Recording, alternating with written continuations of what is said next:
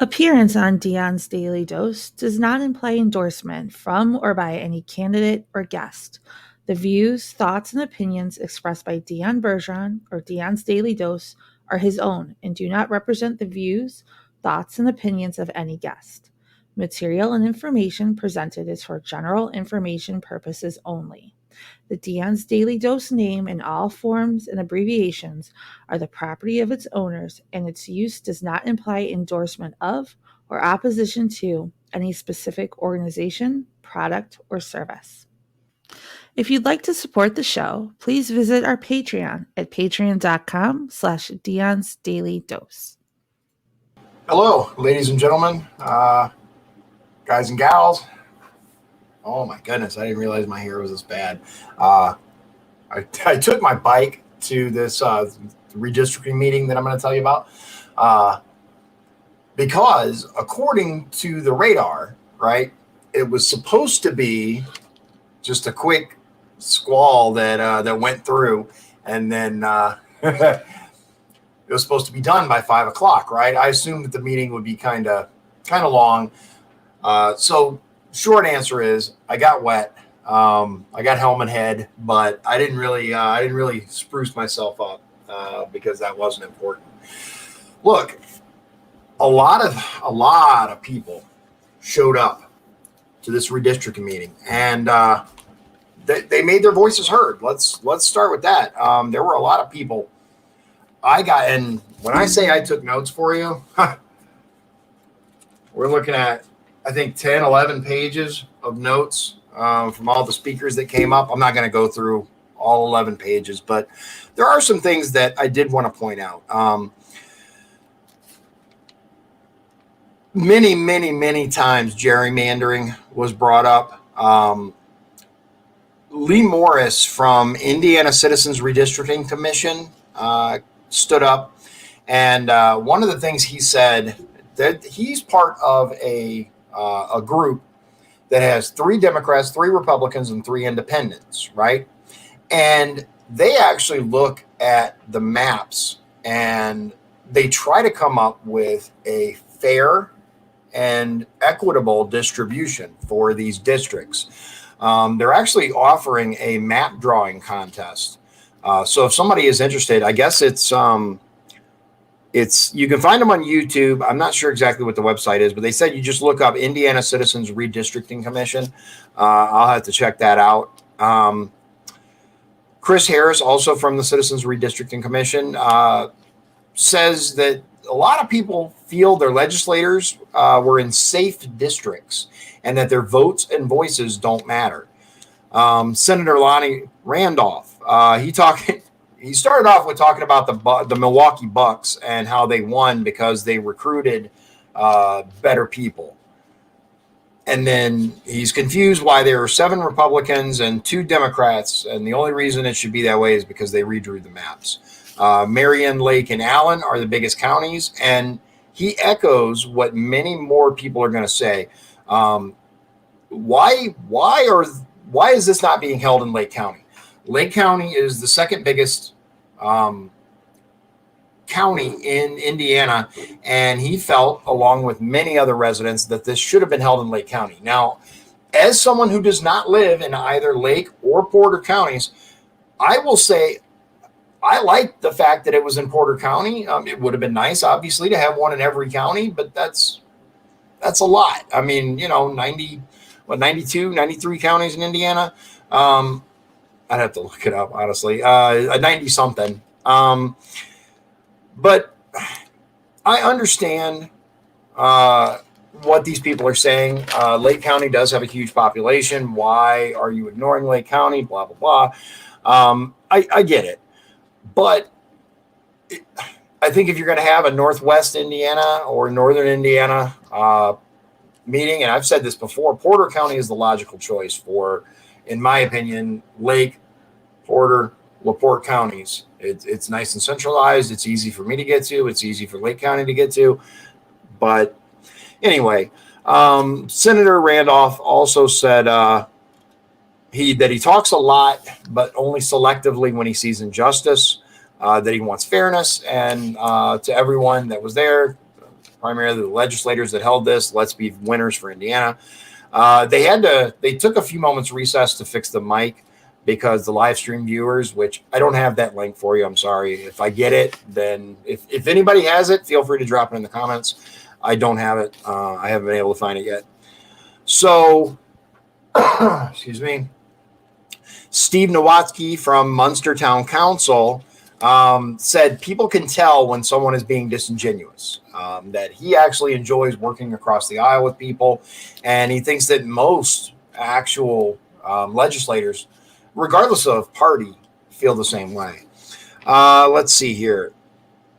Evan Davis from Fort Wayne said that the Fort Wayne area in particular should have 4 legislators, but they only have 3. He talks about the Fort Wayne area being broken up, and they'll take like a part of Fort Wayne and then include a big rural area, take a part of Fort Wayne and include a big rural area. He doesn't think that that's fair, but at the same point, this was interesting. He said there's a lot of talk about fair elections. Now, this is a direct quote. And I think a lot of that is hooey, he said. To him, there is no fairer way to ensure that there's a fair election than by making a fair map. That Indiana is not known for progressive legislation. I'd like to interject, no, Indiana is not known for progressive legislation because we have a conservative majority. But that, according to him, we should have independent maps, and that independent maps should be brought to the board, and they should vote on them. Let's see here. Robert Cotton from Valpo City Government says that we lose accountability when elected officials pick their voters. It makes people think that their votes don't count. When you speak about diversity, you're racist and cause problems. That's what he said. I guess he's talking about, and anytime people want to talk about diversity, they're called racist and they're divisive. Let's see here. They think, Cotton said that there should be an independent series of maps that are sent to the legislators, and the legislature should vote on that.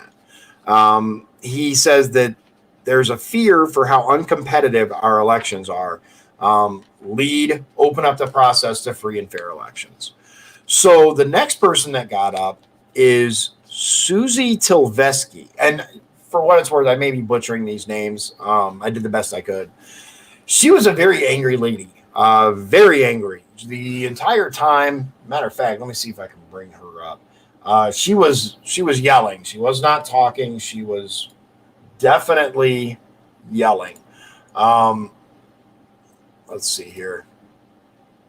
There's something I want to share with you after, but let me get to here. Let me bring you in the mood here. Let me show you what I was dealing with here.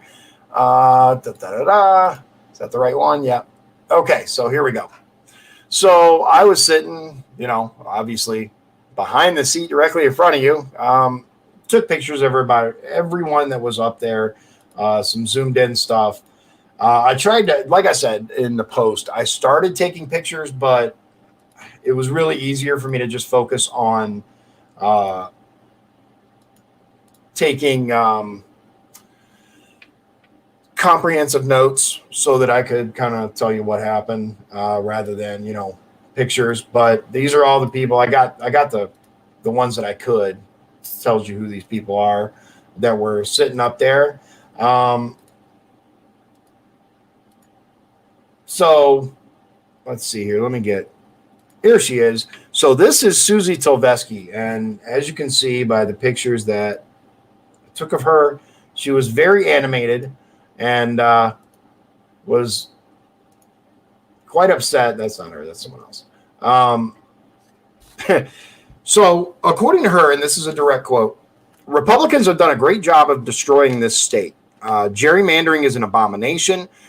According to her, we are at the bottom of the barrel in every single quality of life. Now, several people said this.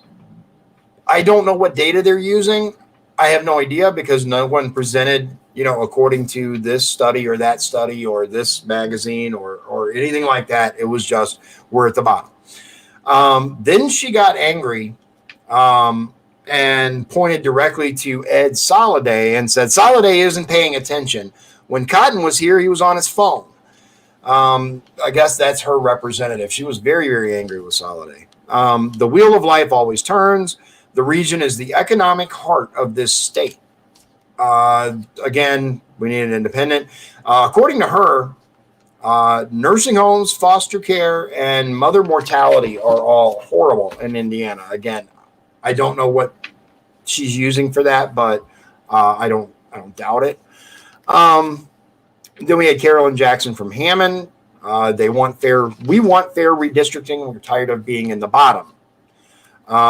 She said that she looked at the stats, and in the last election, there were 40 people running against approximately 100 legislators. Now, that's really important because it regardless of party, there's a lack of people on the ballot. And that's a problem because as someone who, got out there and put my name out there and ran for office and have every intention of doing it again, we need more people on the ballot. We need more regular Americans on the ballot so that people can make an informed decision about who they want to represent them. And we can get into why there are so few people on the ballot and all of that. But I wholeheartedly agree that we need more people on the ballot. According to her, the reason there are so few is because they know the deck is stacked against them. And the people up there won't have to worry about getting reelected if you do your job. All these tricks will come back at you. Let's do the right thing. Don Briggs from NAACP. I don't know which one. I don't know if it's Gary chapter or there were several and I missed. So I'm sure you can look them up. He wants them to focus on competitive districts. I don't know what that says. My handwriting really got sloppy right there, but ultimately reduces voter trust. One thing he did point out is that we are 42 out of 50 states, 42nd place for turnout. That's bothersome. He also said extremism by both parties doesn't work for our side, and it's beginning to not work for Republicans. In general, he said that party extremism, all the way to the right or all the way to the left, is bad. And I could absolutely agree with that. There are many, many times when we need to meet in the middle on things. Barbara Williams is Indiana NAACP. She's from Gary, Lake County. She said she has seen the harm when a supermajority occurs. She feels like Democrats, representatives, and the people in general have been very disrespected. She didn't give any examples. She just said that it's obvious. I don't know. She said that actually, I think it is her, that we need to conform to Section 2 of the Voting Rights Act because it is actually illegal to district based on race and all of that. Let's see here. She said she attended several meetings by Common Cause and other groups, and that it would behoove the legislators to look at some unbiased mapping ideas.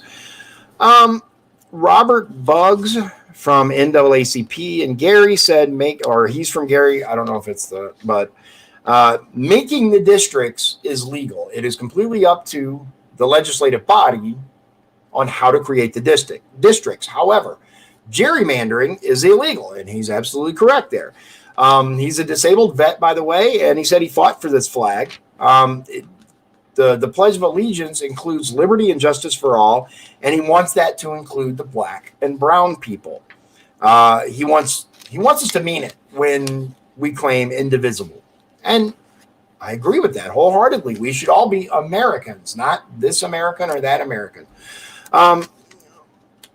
Barbara Shaw, I think I'm saying that wrong. I guess she's founder, co-chair, co-leader of the League of Women Voters of LaPorte County. Quote, for the sake of our democracy, fair and equitable voting districts are important. And all these things I agree with.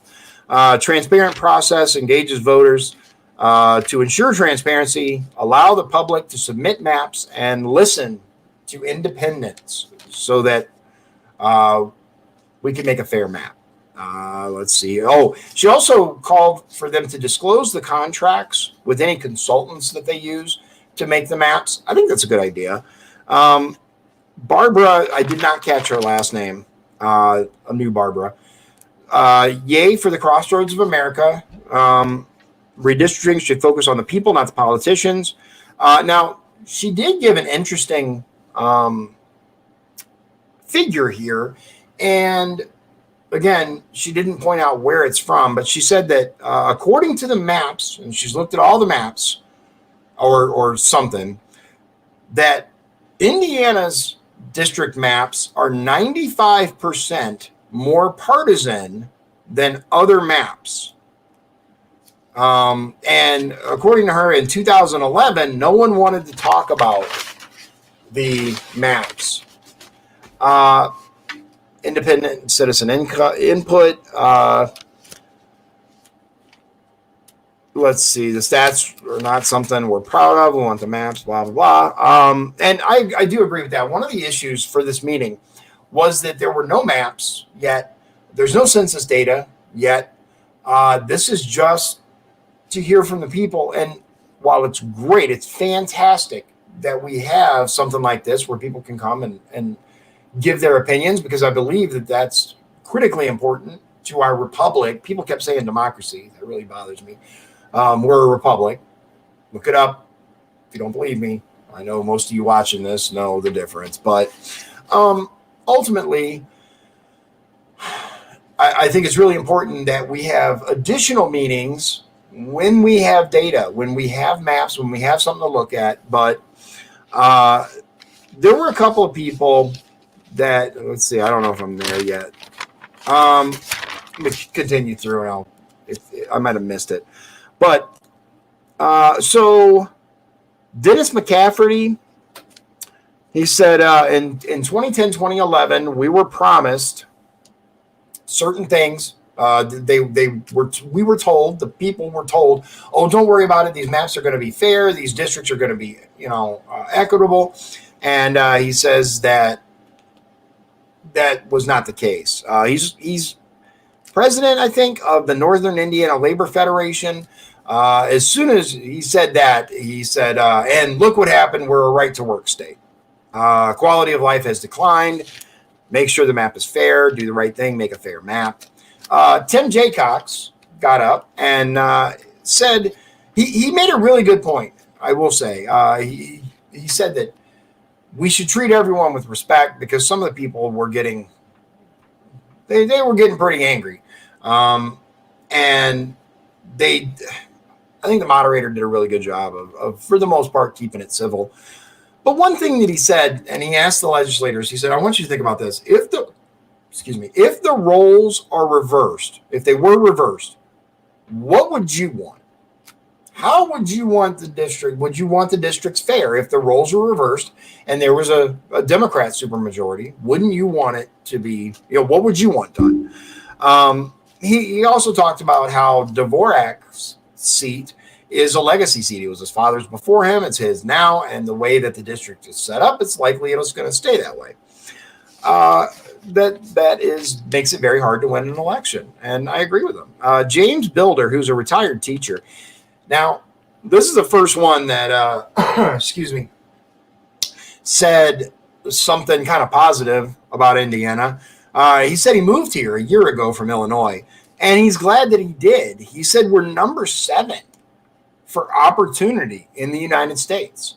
Number 7. That's out of 50 states, man. That's really good. SCOTUS ruled that legislators control the districts, and that's simply the way it is. I agree with him. Indiana is, in my opinion, filled with opportunity if you choose to to make that happen, as it were. He did say that he's quite happy with the way that for the most part, obviously there are issues, but in general, he's quite happy with the Republican supermajority and the way that they are leading Indiana.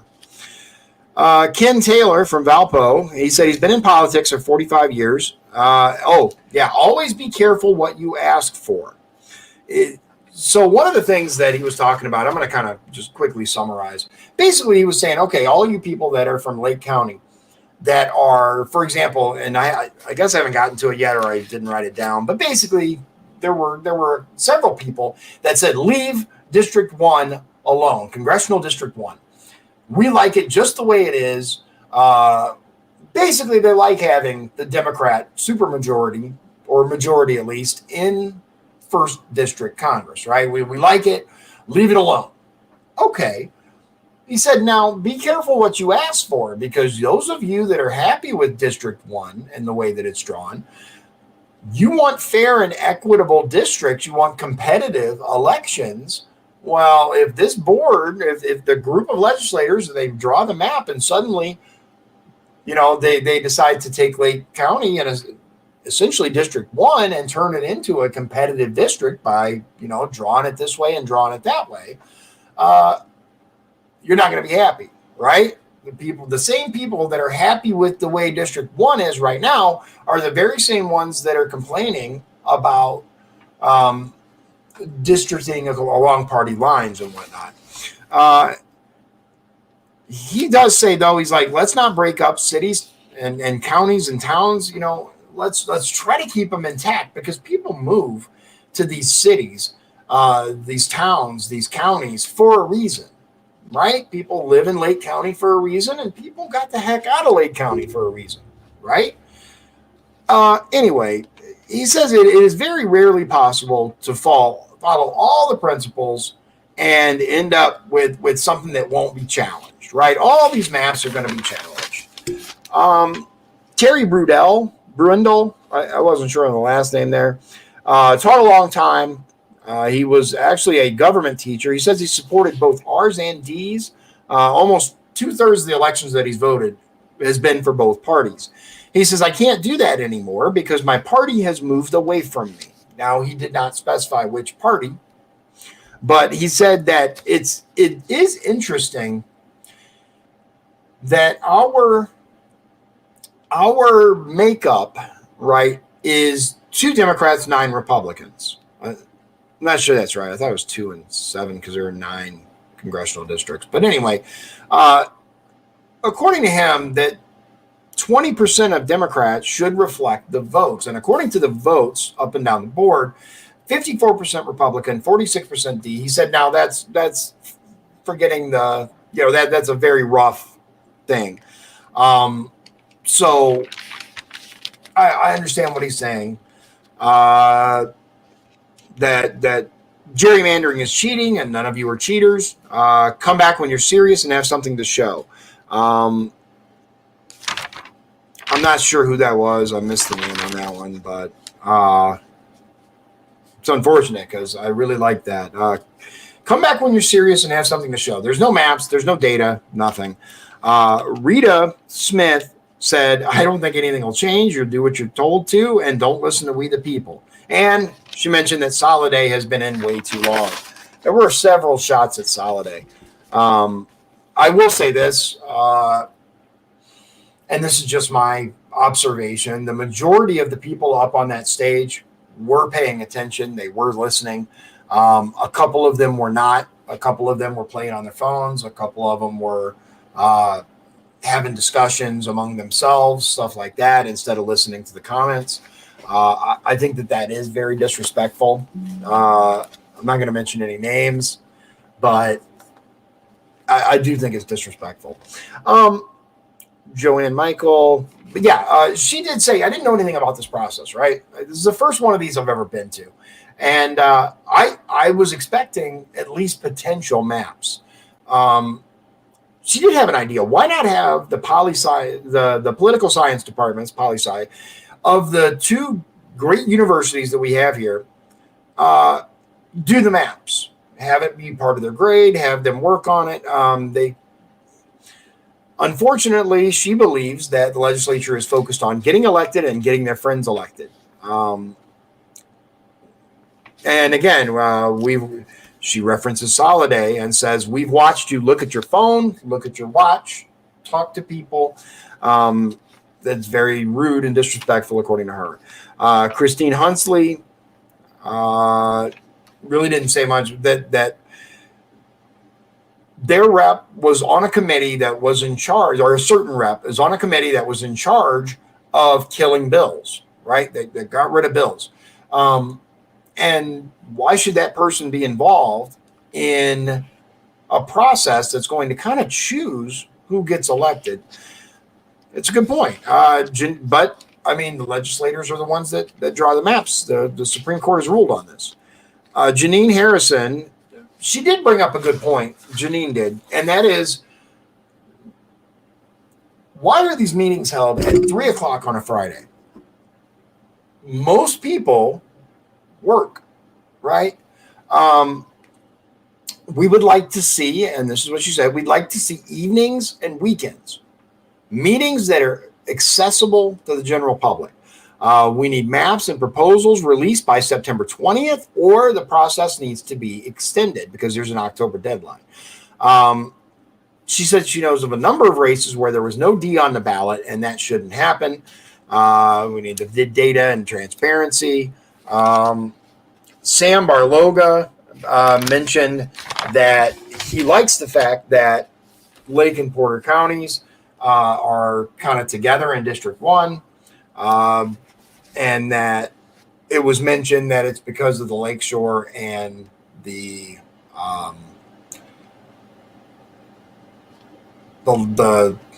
park. Yeah, the park. That's why it was done that way. Let's see here. Oh, Amy Nundor.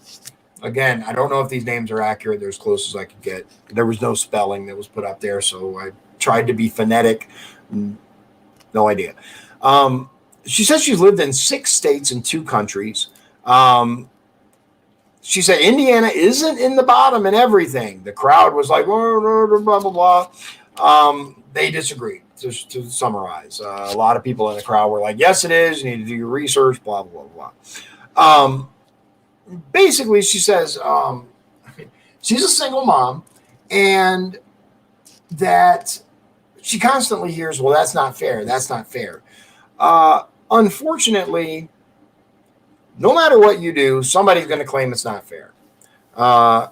She believes in goodness and kindness in everyone, and that we have more in common than we think. I agree with that. She's hoping that the ultimate redistricting is fair. Margaret Willis, she's in Chesterton, grew up in an old school, our household. She said, I'm a Democrat, or grew up in an old school Republican household. And the parents strove for bipartisanship. Her mom worked with the Democrat precinct committee person. They walked hand in hand to make sure that everyone was registered to vote, everyone in their neighborhood. She did mention something, though, that I found quite interesting. She said, the reason for the Revolutionary War was taxation without representation, and that gerrymandering districts creates taxation without representation. And essentially, be very careful. Let's see here. This was, I believe, Gerald Fitzpatrick, that gerrymandering is repressive, imploring to be fair. The proud Gary homeowner talked about how the maps were bad. Gerrymandering is to keep people like me oppressed and suppressed. 2021 is not Jim Crow. I will not go back to Jim Crow. I asked this committee to do the right thing. History hasn't been kind to Lake County. They're a child of a teacher and a steel worker, and that redistricting hasn't been fair. Excuse me. I will say this. It's interesting that they talk about how history has not been kind to Lake County. I hope that they actually go in and do the research as to who has been in charge of Lake County for a very, very long time, and the reason why Lake County is the way it is now. That's all I'm going to say on that. Let's see. Michelle Bartles, gerrymandering. Let's see here. According to her figures, 37% Democrat, 42% Republican, and 20% independent in the state of Indiana. That in that case, there should be more Democrats. But I'm just going to say this. There are many reasons for why certain parties get elected. One of them is that there are vocal members of certain parties that want to take us in, too far in one direction. So let's see here. Yeah, it's pretty much. One thing that Chevron Washington from Gary said is that redistricting has traditionally been done behind closed doors, and that we would like to see stop. We would like to see a lot more transparency in the process. How did you come up with these figures? Why are you doing it the way you are? Explain it to us. And I wholeheartedly agree with that. Fran Cross from Westville. This is actually a really interesting. I think that's the name. I don't know. It seemed to have, Fran Cross. Okay. So one thing she said that's really interesting is she lives in Westville, but it's actually Porter County. So she lives like just over the line into Porter County, but it's still Westville. So she can't vote in LaPorte County elections. She can't vote in Westville stuff because she actually lives in Porter County. It's Valpo stuff affects her more, but she can't really vote in Valpo stuff because she doesn't live in Valparaiso. She lives in Porter. Let's see here. Let's get to some comments here. Jack says from concept to voting takes minimum 2 years in Indiana. Yeah. It takes an extraordinarily long amount of time for a bill to become law. Dave says redrawn districts couldn't be any worse than the district I lived in Maryland. It looks like a pterodactyl. Great work. Got to run. Take care, Jack. Dave says way past time to extend the total number of representatives capped by law. Time to rewrite the law. I agree with that. And for a variety of things.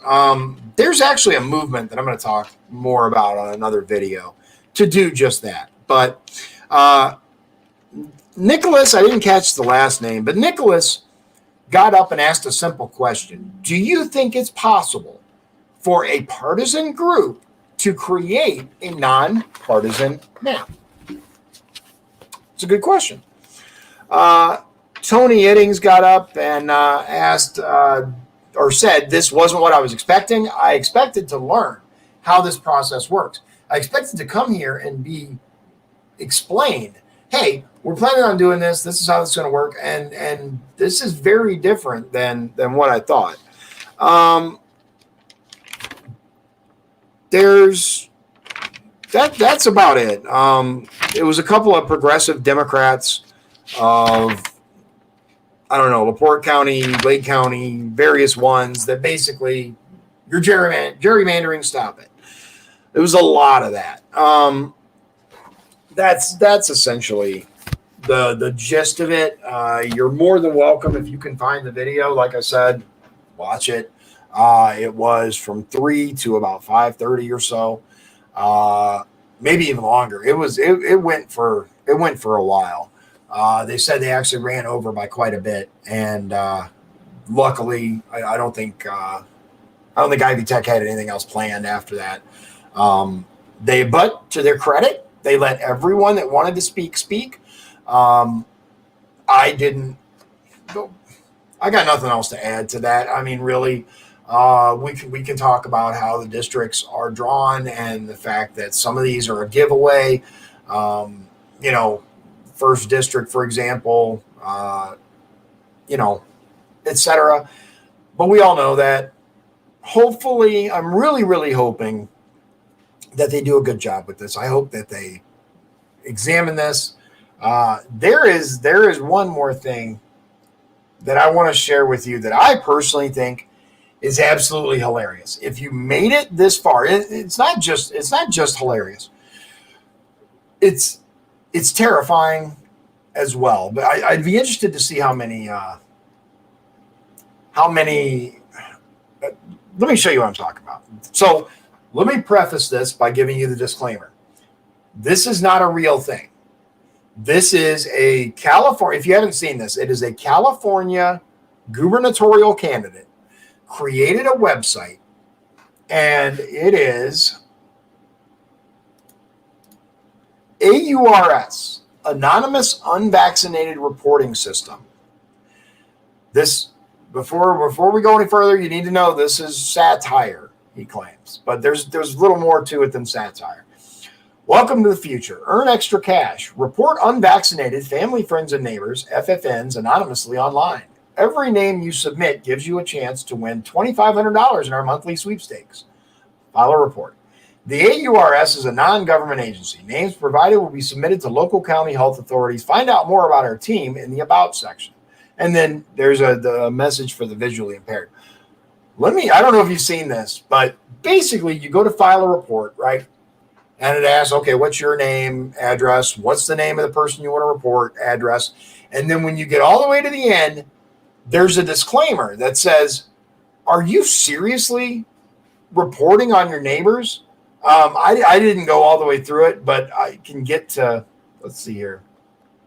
Okay, so when you go all the way down, disclaimer, the AURS is a satirical critique by political candidate David Alexander Bramante in association with his campaign, David Bramante for Governor 2021. David is hoping to point out how dangerously close our society is to having a company like AURS exist, and a world where friends, family, and neighbors are reporting each other to authorities. The emergency orders and government mandates must end, especially those involving vaccinations. David is the only candidate not accepting donations for his bid as California governor. Please help get David elected, blah, blah, blah, blah. But it's this whole thing. Unless you scroll all the way down, it's, in my opinion, and again, my personal opinion, I think it's genius. I think it's absolutely genius. How many people went to this? Like I said, I'd love to see the stats on exactly how many people went to this website, how many people filled it out, how many people said, "Oh yeah, I'm going to report on my friends, family, and neighbors." Why? Just because, or because they thought they would get $2,500? Does it matter? Like, are you serious right now? Why? I can't find the right light.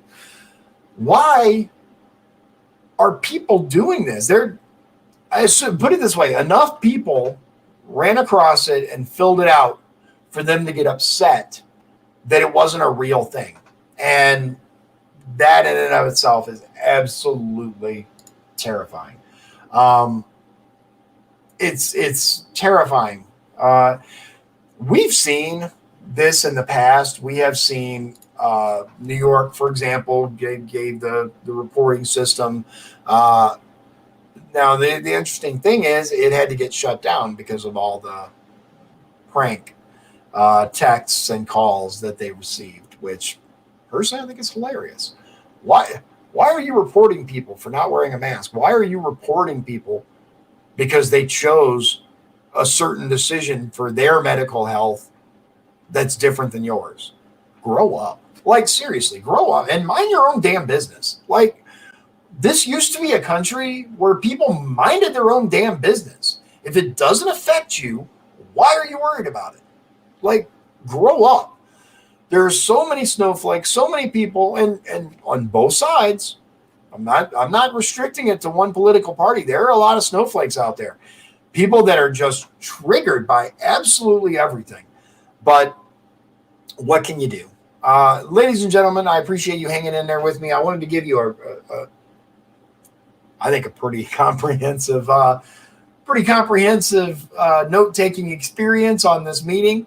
Ultimately, it was just a chance for the public to say what's on their mind to these people. There's no actionable intel at this time. We have representatives who are going to get the census data and start working on the map. I'm really hoping that they're going to have another public comment meeting after they have some maps that they can present, 3 or 4, right?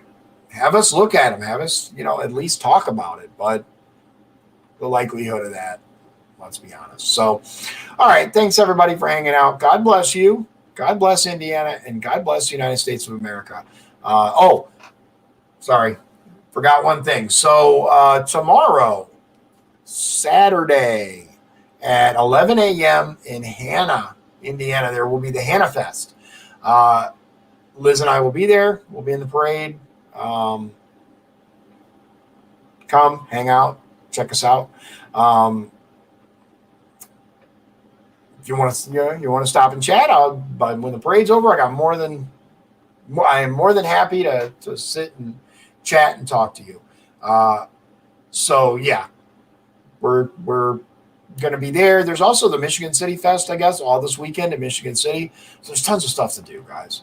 No reason to sit at home and be bored. So thanks again. Talk to you all soon. If you'd like to support the show, please visit our Patreon at patreon.com/Dion's Daily Dose. This has been Dion's Daily Dose, hosted by Dion Bergeron. Executive producers Sean Holgram and Michael Beebe. Copyright 2021. Dion's Daily Dose, all rights reserved.